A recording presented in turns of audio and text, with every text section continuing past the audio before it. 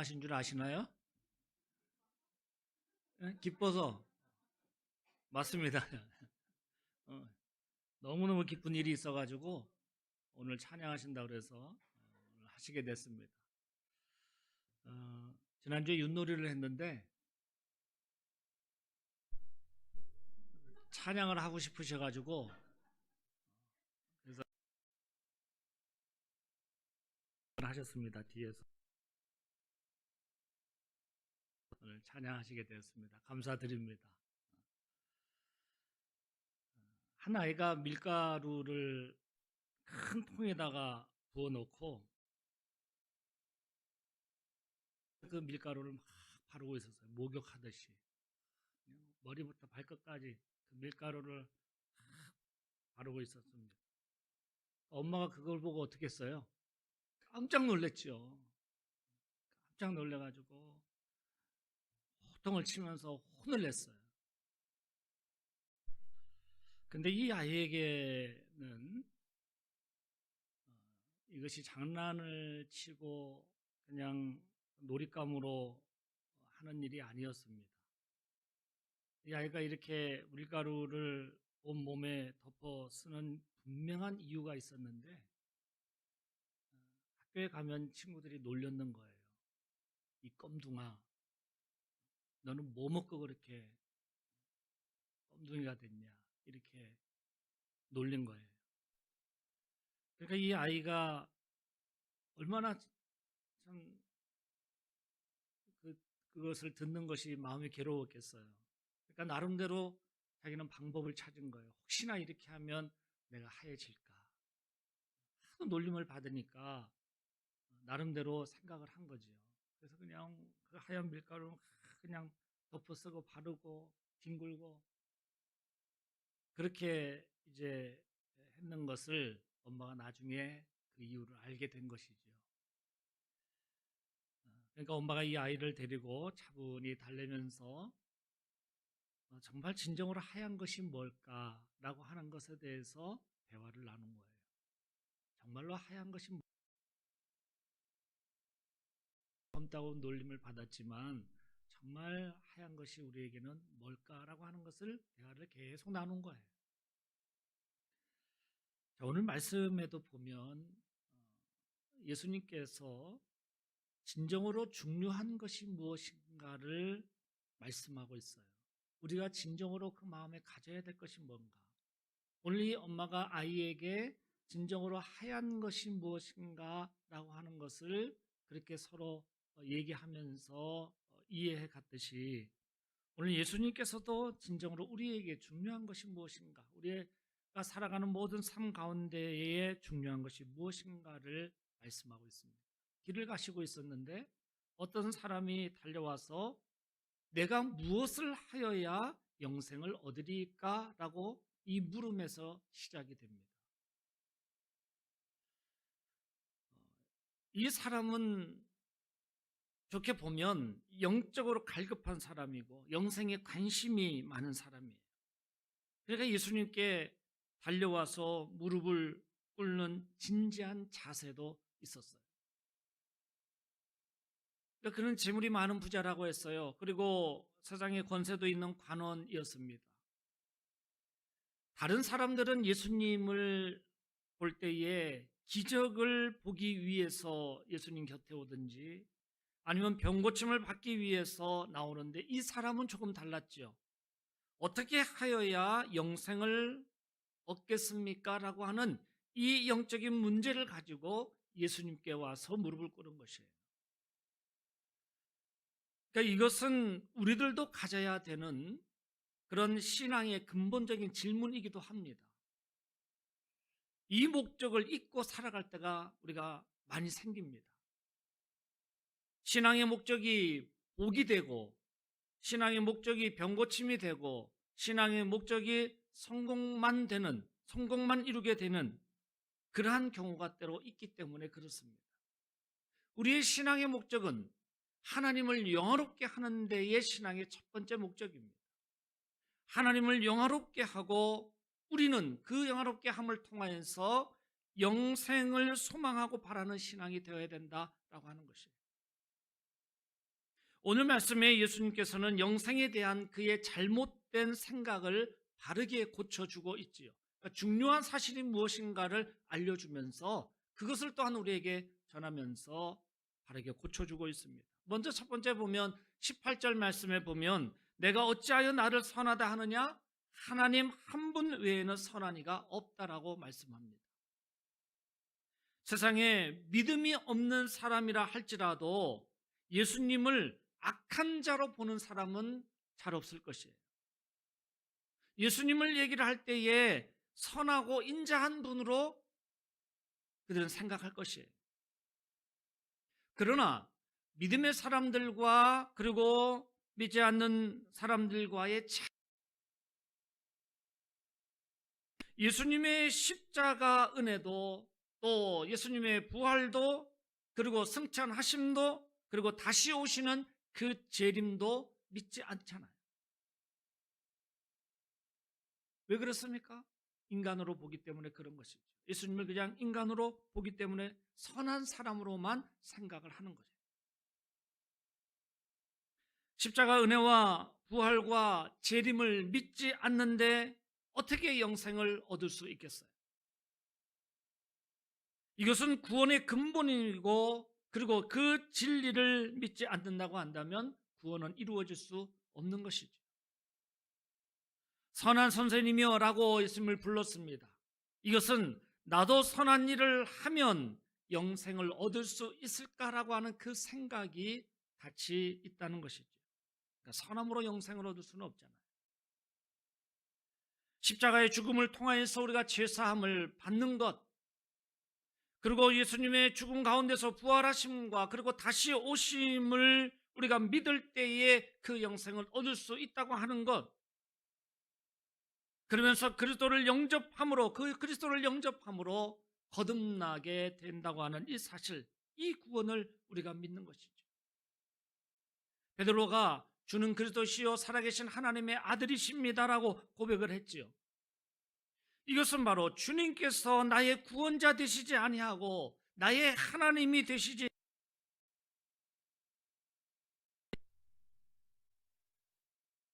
예수 그리스도를 자신의 구주로 영접함으로 거듭난 자만이 구원을 얻을 수 있는 것이고, 우리는 바로 이러한 사실을 세상에 또 전달하고 우리는 가르쳐야 하는 것입니다. 그러면서 또한 19절 말씀에 보면 내가 계명을 안 하니 하는 말씀을 하고 있습니다. 내가 계명을 안 하니 살인하지 말라, 간음하지 말라, 도둑질하지 말라, 그 계명을 얘기를 하셔요. 그러니까 10계명 가운데 5계명부터 10계명까지의 이 말씀, 사람끼리의 관계 속에서 이루어지는 지켜야 하는 그 계명들을 얘기를 하시는데, 이 계명을 예수님께서 이야기하셨을 때에 그가 뭐라고 얘기했습니까? 내가 어려서부터 다 지켰나이다 라고 그가 대답을 했어요. 유대인들은 어릴 때부터 계명을 가르쳤습니다. 습관처럼 지키도록 훈련되어져 왔어요. 12살이면은 율법을 지킬 그 책임이 그에게 주어져요. 그러니까 철저하게 지키는 것이죠. 여러 번 말씀드렸지만 성지순례 갔는데 금요일 날 벌써 점심때가 지나고 나니까 제가 무엇을 사려고 이제 상가를 이렇게 다니고 있는데 다 문을 닫는 거예요. 그 시간이 되니까 벌써 1시, 2시 이렇게 되니까 벌써 문을 다 닫고, 그런데 그 중에서도 저희가 참 웃긴 것이 뭔가 하면 그 중에서도 어떻게 하면 조금이라도 늦게 닫을까? 어떻게 하면은 눈치 보면서 좀 늦게 닫을까? 그러는 또 가게가 보이더라고요. 그러니까 이 랍비 옷을 입은 그 사람들이 이제 다녀요. 다니면서 빨리 문 닫으라고. 그러는 그 모습을 보니까 철저하게 그 율법을 지키죠.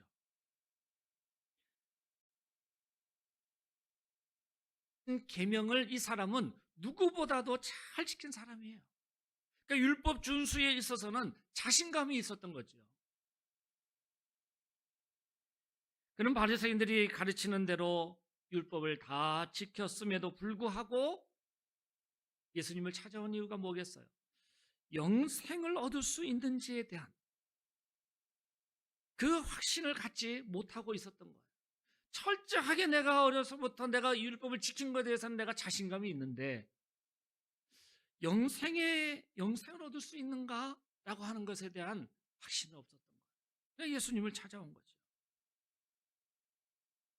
하나님께서 이스라엘 백성에게 율법을 주신 것은 그것을 그냥 단순하게 지키라라고 하는 것으로 끝나지 않습니다. 단순히 그것을 지키라고 주신 것이 아니라 그 율법을 통하여서 하나님의 뜻을 깨닫고 그 뜻대로 살아가라라고 하는 것을 말씀하시는 거죠. 그러니까 예수님께서 오셔서 그것을 말씀하시잖아요. 그 율법을 폐하러 온 것이 아니라 그것을 내가 완성하러 왔다라고 말씀하시잖아요. 그러니까 뭔가 지키는 것에 대해서는 철저하게 지켜왔는데 부족한 것이 있다고 하는 거예요. 오늘 이 사람에게도 한 가지 부족한 것이 있다 아직도.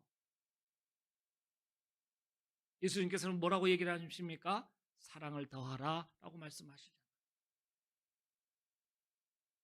오늘 그러면서 이어지는 말씀이 바로 21절 말씀입니다. 21절 같이 한번 더 읽겠습니다. 예수께서 그를 보시고 사랑하사 이르시되 내게 아직도 한 가지 부족한 것이 있으니 가서 내게 있는 것을 다 팔아 가난한 자들에게 주라. 그리하면 하늘에서 보화가 내게 있으리라. 그리고 와서 나를 따르라 하시니. 아멘. 예수님께서 그를 보시고 사랑하셨다, 사랑하사 그러고 말씀하셨다 그랬어요. 예수님의 이 모습을 제가 좀 상상하면서 좀 더 보태보면 그 손을 붙잡아 주시지 않았을까? 좀 적극적인 그 표현을 하지 않으셨을까? 라고 하는 것이에요. 그래서 좀 확실하게 다른 사람들이 느낄 수 있는 그 사랑의 행동을 예수님께서 그에게 표현하지 않았을까? 행동으로 표현하시지 않았을까? 그런 생각을 제가 하게 됩니다. 주님께서 그를 사랑하신 이유가 뭘까요? 한마디로 우리가 그냥 뭐 자녀를 이렇게 볼 때 참 기특하다라고 그런 생각이 들 때가 있잖아요. 부모가 자녀를 생각할 때 기특하다, 참 기특하다. 예수님께서 오늘 사랑하사라고 이렇게 말씀에 표현되어 있는데 참 기특한 것이죠. 내가 무엇을 하여야 영생을 얻으리까? 라고 하는 이 물음을 가지고 왔다고 하는 거예요. 얼마나 기특해요. 대부분 사람들이 율법을 지키는 것으로 말미암아 그것이 전부이다라고 생각을 하고 있었는데 이 사람은 내가 무엇을 하여야 어떻게 하여야 영생을 얻을 수 있습니까? 라고 하는 이 문제를 가지고 예수님에게 왔어요. 그러니까 영생을 사모하는 그 마음, 그래서 하나님의 계명을 쓴 그 마음을 주님께서는 사랑하셨을 것이에요. 하나님께서는 영생을 사모하고 진리를 지켜나가는 자를 사랑하십니다. 이 땅의 것으로만 우리가 영생을 얻을 수 없잖아요. 육체의 것만을 심으면 육체의 열매를 거두는 것이죠. 그러나 영의 것을 심으면 영의 열매를 얻게 되는 것이죠. 예수님을 찾아온 이 사람에게 몇 가지 오해가 있음을 알게 하셨습니다. 하나님 나라에 대한 오해예요. 사람은 자신이 의로운 행위로 말미암아 하나님 나라에 들어갈 수 있을 것이라 라고 생각을 했겠지요. 그런데 에베소서 2장 8절 9절 말씀에 뭐라고 되어 있습니까? 우리 같이 한번 읽으실까요? 2장 8절과 9절. 너희는 그 은혜에 의하여 믿음으로 말미암아 구원을 받았으니 이것은 너희에게서 난 것이 아니요 하나님의 선물이라. 행위에서 난 것이 아니니 이는 누구든지 자랑하지 못하게 함이라. 아멘. 은혜에 의하여, 하나님의 은혜에 의하여, 그리고 우리는 뭐예요? 그 믿음으로 말미암아 구원을 받는다 그랬어요. 하나님의 은혜가 우리에게 주어졌어요. 우리는 그것을 통하여서 그 은혜 가운데에 그것을 믿음으로 말미암아 우리는 구원을 받게 된 것이에요. 이것은 하나님에게서 낳는 것이라고 그랬어요. 하나님에게로부터 시작이 된 거예요. 하나님의 선물로서 우리에게 주어진 거예요.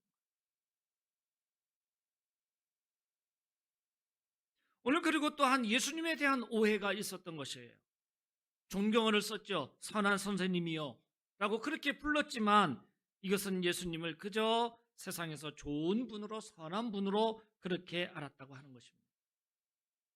우리에게 있어서 예수님은 어떤 분이에요? 그냥 선한 선생님으로 우리는 여기지 않잖아요. 예수님을 선한 선생님으로 그냥 여기지 않냐. 그냥 선한 분으로, 인자한 분으로, 자비한 분으로만 여기지 않잖아요. 우리가 고백하는 예수님은 뭐예요? 나의 주님으로서, 구원자로서 오셨음을 우리가 고백하고 믿는 것이죠. 그리고 또한 자기 자신에 대한 오해가 있어요. 계명을 어려서부터 자신 있게 지켰다고 말하지만 그는 하나님 앞에서 죄인임을 깨닫지 못하였던 것이죠. 의인은 없나니 하나도 없다라고 말씀하고 있습니다. 부족함을 알고 죄인임을 깨달을 때에 성령이 거기에 임하시는 것이죠.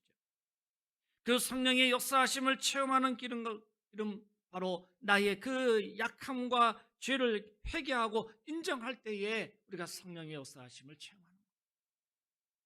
내가 하나님 앞에 죄임을 깨닫고 알게 거기에서 구원의 역사가 이루어지게 되는 것이죠. 오늘 예수님은 그에게 두 가지 당부를 하셨습니다. 하나는 가서 내게 있는 것을 다 팔아 가난한 자들에게 주라. 그리고 또 하나는 그리고 와서 나를 따르라. 두 가지 당부를 하셨어요. 이 당부는 그로 하여금 중대한 결단을 내리게 하는 것이었어요. 한 가지 부족한 것이 있으니, 아직도 한 가지 부족한 것이 있으니 라고 하는 이 말씀은 너 자신을 비우라 라고 하는 것이에요. 너의 마음을 비우라. 하나님 앞에 너의 마음을 비우라. 앞에서 말씀드린 대로 죄인임을 깨달아야 되는 것이에요. 지금까지 자기 중심의 소유욕으로 살았던 것을 이제는 이웃을 향하여서 살아갈 것을 깨닫게 하시는 말씀이잖아요. 그래서 내가 가지고 있는 것을 다 팔아 가난한 자들에게 주라라고 하는 것은 내 중심으로 살았던 것을 이제는 함께 나누며 살아가서 이웃을 향하여서. 오늘 이것은 뭘 얘기하고 있을까요? 내 중심이 아니라 내가 그 율법을 잘 지켰다고 해서 그것으로 인하여서 구원이 이루어지는 것이고 영생이 이루는 것이 아니라 오늘 내가 나의 비움을 통하여서 내가 하나님 앞에 내가 죄인임을 통하여서 그것을 알고 그것을 고백하며 그래서 그것을 가지고 주님 앞에 나올 때에 진정으로 제자의 삶을 살아갈 수 있는 것이라는 것입니다. 그에게는 재물이 있지요. 그것으로 이웃을 섬기라라고 강조하는 것입니다. 예수님을 찾아온 그는 자기가 지금 가지고 있는 것도 또 계속 붙잡고 있고 싶고 동시에 영생도 얻을 수 있는 그 방법을 구했는데 예수님께서는 그 하나를 비우라라고 말씀하고 있어요. 그러니까 예수님의 말씀을 따르기가 참으로 어려웠던 거죠. 우리가 주의 말씀을 따르는 데 있어서 뭐가 우리의 장벽이 됩니까? 예수님의 말씀을, 하나님의 말씀을 우리가 듣고 또 우리가 묵상하여서 그것을 내가 그대로 따라가려고 하는데 어떤 것이 우리의 장벽이 되나요? 우리의 삶 속에서 그러한 일들이 있을 것이에요. 내가 하나님의 말씀을 깨닫고 내가 이대로 내가 살아가겠노라 하고 내가 그렇게 발걸음을 옮겨가는데 어떠한 일 속에서 그것을 지켜나가지 못하도록 장벽이 생겨요. 걸림돌이 생겨요. 오늘 우리에게 그것이 있을 것이에요. 우리는 그것을 어떻게 하면 그 속에서 오늘 주님께서 그에게 말씀하신 것처럼 너를 비우라라고 하는 것처럼 우리가 하나님 앞에 어떻게 하면 그것을 내가 이겨나갈 수 있을까? 그 장벽을 내가 어떻게 하면 뛰어넘을 수 있을까라고 하는 것. 이것을 가지고 우리는 또한 주님과 씨름하고 주님 앞에 기도하며 우리 자신 속에 그 말씀이 살아 역사할 수 있도록 그 강건함을 우리가 가질 수 있도록 기도해야 될 줄 믿습니다. 세상에 많은 재물을 가지고 영생을 살 수는 없습니다. 많은 재물을 가지고 우리의 건강을 살 수 있나요? 우리의 생명을 지킬 수 있나요? 지금까지 많은 그 시대를 초월해 가지고 자기가 가지고 있는 그 재물과 가지고 있는 그 권력을 가지고 어떻게 하면 자기의 생명을 연장해 볼까? 자기의 건강을 지켜나갈까? 했지만 다 실패했죠. 성경의 역사 가운데도 또 우리의 모든 세계사의 역사 가운데도 모두가 다 실패한 거죠. 우상과 하나님을 동시에 섬기지 말라 말씀하시는 겁니다. 구약시대의 이스라엘 백성들은 우상 숭배에 빠져서 그 심판에 이르렀어요. 그들은 선지자 그 에스겔을 찾아오면서도 자기들의 마음에 섬기던 그 우상을 버리지 않았어요. 그래서 하나님의 그 심판에 이를 수밖에 없었던 것이에요. 두 마음을 가지고. 오늘 예수님께서는 바로 아직도 한 가지 부족한 것이 있으니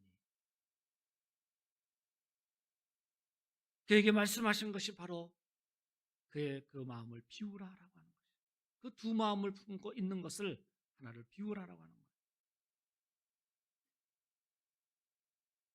그리고 자신을 비우는 것으로 끝나는 것이 아니라 그 비움을 통하여서 그것이 새로운 시작이 된다라고 하는 것을 말씀하시는 겁니다. 그리고 와서 뭘 하라고 했어요? 나를 따르라 그랬어요. 그리고 와서 그렇게 하고 나서 와서 나를 따르라. 오늘 이 사람은 주님의 부르심을 따르지 못하였습니다. 이 말씀으로 인하여서 슬픈 기색을 띠고 근심하여 가니라라고 그의 장면을 얘기하고 있어요. 그의 주님의 부르심을 따라가지 못하고 오늘 영생에 이르는 길을 주님이 말씀하셨음에도 불구하고 그 말씀하심을 따라가지 못하는 그러한 자로서의 모습을 보여주고 있어요. 근심하며 돌아가는 그의 뒷모습을 보면서 얼마나 안타까웠겠어요. 이것은 바로 우리의 뒷모습이 될 수도 있어요. 이 모습을 보시는 주님께서 얼마나 마음 아파하시겠어요. 오죽하면 뒤에 오늘 본 말씀 뒤에 보면 낙타가 바늘기로 나가는 것보다 부자가 하나님 나라에 들어가는 것이 더 어렵다라고 말씀하셨겠어요. 이것은 어떤 부자나 어떤 재물이 자체가 부정하다는 것이 아니라 나쁘다는 것이 아니라 그가 품고 있는 그 두 마음에 대한 가르침을 얘기하고 있는 것이에요. 그래서 우상 숭배에 대한 그 경고를 함께 하고 있는 것이에요.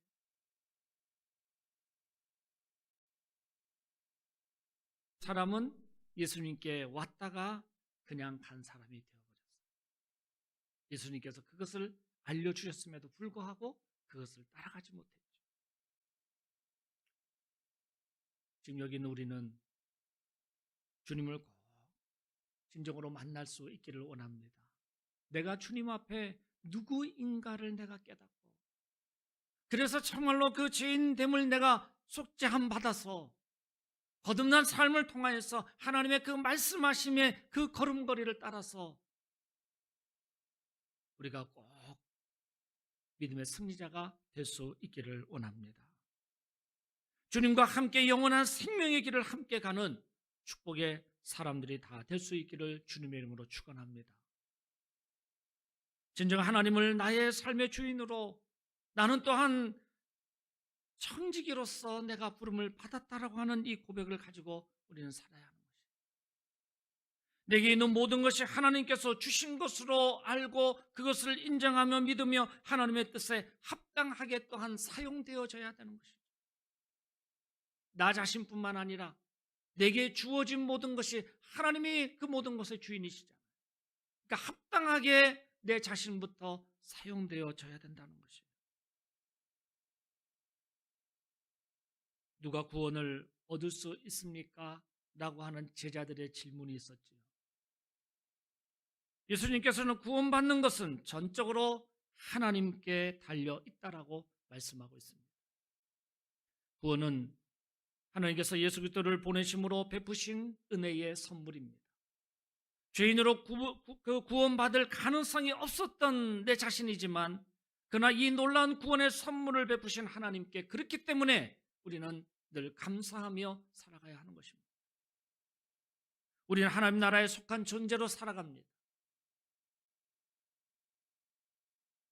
우리의 몸이 비대해지면 주님 나라에 들어가기가 어려워요. 이 몸이 비대해진다고 하는 것은 죄의 이 몸집이 커지면, 죄로 말미암아 몸집이 커지면 하나님 나라에 들어가기가 어렵잖아요. 참으로 비극적인 것이죠. 우리가 육신의 몸을 다이어트 하듯이 죄의 모든 것을 다 다이어트해서 없애버려야 되는 거죠. 그것은 바로 예수 그리스도의 십자가의 은혜로 말미암아 우리에게 주시는 그 은혜임을 우리는 알기에 우리가 더욱더 오늘도 주님을 의지하고 바라보고 따라가는, 우리는 깨어서 주님을 더욱더 사랑하고 겸손히 섬김으로 복된 삶을 살아가게 되는 줄 믿습니다. 주님께 찾아온 이 사람처럼 나에게도 부족한 것이 있음을 우리가 깨닫는 것이에요. 아직도 한 가지 부족한 것이 있다 라고 하는 그 주님의 음성을 듣고 우리는 오늘도 주님 앞에 서서 주의 이름으로 우리가 기도하며, 그리고 우리의 삶이 섬김의 삶으로 하루하루를 주와 동행할 수 있기를 원합니다. 그 섬김을 통하여서 하나님께서는 기뻐하시고 그 은혜로 반드시 우리 가운데 채워주실 줄 믿습니다. 은혜를 사모하며 주님의 진정한 제자로 날마다의 삶이 소망이 넘치는 삶이 되어지기를 주님의 이름으로 간절히 축원합니다. 기도하시겠습니다. 살아계신 아버지 하나님, 우리를 죄 가운데서 구원하시고 하나님의 거룩한 뜻 안에 살아갈 수 있도록 인도하여 주신 줄 믿습니다. 하나님의 그 크신 사랑을 멈추지 아니하고 나에게까지 흘려보내 주시고, 그리고 나를 통하여서 세상의 많은 사람들에게까지 흘려보내시기를 원하시는 그 하나님의 사랑을 오늘도 받았기에 감사하고, 오늘도 아버지 하나님 계속해서 흘려주시는 그 사랑을 가지고 우리가 믿음 가운데 날마다 거하게 하여 주옵소서. 오늘 예수님을 찾아온 이 사람이 근심하며 돌아갔더라라고 하는 그 씁쓸한 뒷모습이 아니라 우리는 오직 하나님을 향하여서 나아갈 수 있도록 인도하여 주옵소서. 감사드리오며 예수님의 이름으로 기도드리옵나이다. 아멘. 찬송 455장 부르시겠습니다.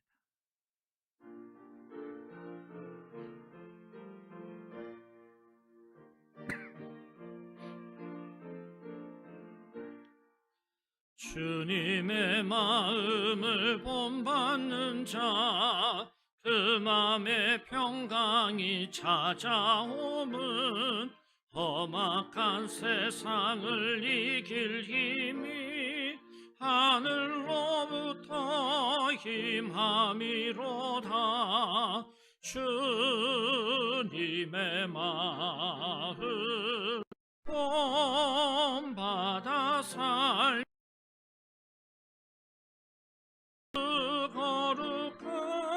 거룩하신 나도 이루리.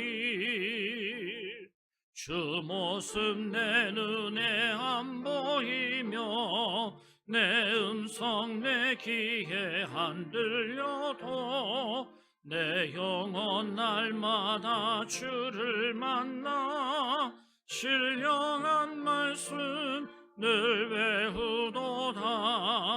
주님의 마음 본받아 살면서 그 거룩하신 나도 이루리. 가는 길 거칠고 험하여도 내 맘에 불평이 없어짐은 십자가 고난을 이겨내신 주님의 마음 본받음이라. 주님의 마음 본받아 살면서 그 거룩하신 나도